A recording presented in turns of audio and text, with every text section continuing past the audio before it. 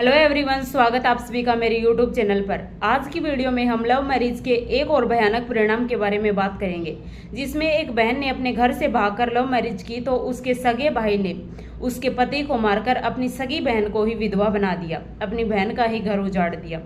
तो पहले आप उस लड़की की बातें सुन लीजिए, फिर इस पर पूरी बात करेंगे।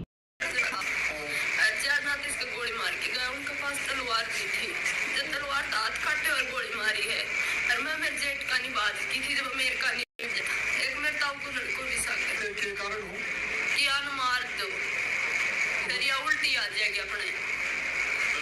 अरे मैं मेरी मनपसंद की शादी करी तो उनका क्या दिक्कत थी, मैं राजी थी। अरे वो मेरे तो राजी थी, सगे भाई तो मेरो छोटे वालों रिंकू। झुंझुनू में रहने वाले अंकित जाट और मोनिका राजपूत दोनों ही एक दूसरे से बहुत ज्यादा प्यार करते थे। अंकित एक ट्रक ड्राइवर था। दोनों को ही पहली मुलाकात में एक दूसरे से काफी प्यार हो गया था। इसके बाद उन्होंने शादी करने का फैसला किया। उनके रिश्ते के बारे में भी उनके घर वालों को पता था, लेकिन मोनिका के घर वाले किसी भी कीमत पर मोनिका की शादी अंकित से नहीं करवाना चाहते थे। इसलिए मोनिका को भागकर शादी करना पड़ा। लेकिन मोनिका को भी नहीं पता था कि इस शादी का अंजाम इतना ज्यादा बुरा होगा। उसने बताया कि 7-8 महीने पहले उनकी शादी हुई थी और उसके बाद उसके घर वाले एक बार पहले भी उनके घर पर आ चुके हैं। तब वो दोनों घर पर थे नहीं, कहीं बाहर गए हुए थे, इसलिए वो वापस चले गए।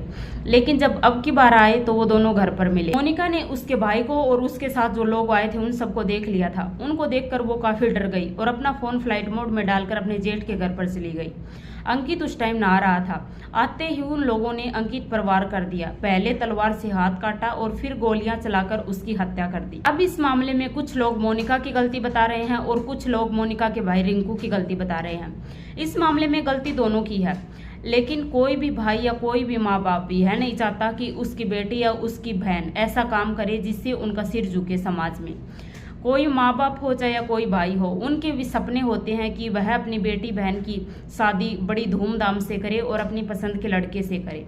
और जो माँ बाप और भाई होता है वह अपनी बहन और बेटी के लिए अच्छे से अच्छा लड़का और अच्छे से अच्छा घर ढूंढते हैं, चाहे बाद में लड़की के कर्म कैसे भी निकल जाएं। लेकिन पहले तो वो ऐसा ही ढूंढेंगे जिससे उनकी बेटी को कुछ भी दुख ना हो। लेकिन मोनिका ने यहाँ पर भागकर शादी की तो उनके घर वालों के भी, उसके भाई के भी काफ़ी अरमान टूटे होंगे।